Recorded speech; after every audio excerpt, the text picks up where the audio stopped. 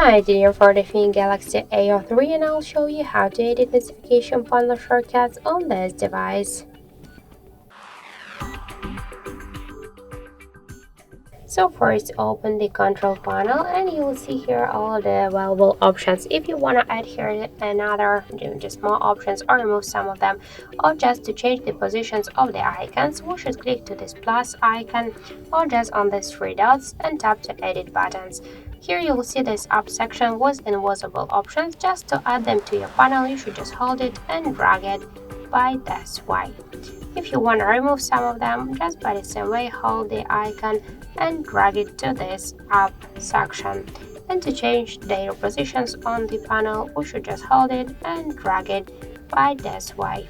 And to save the changes, click to done, or if you want to reset the changes, just tap to reset.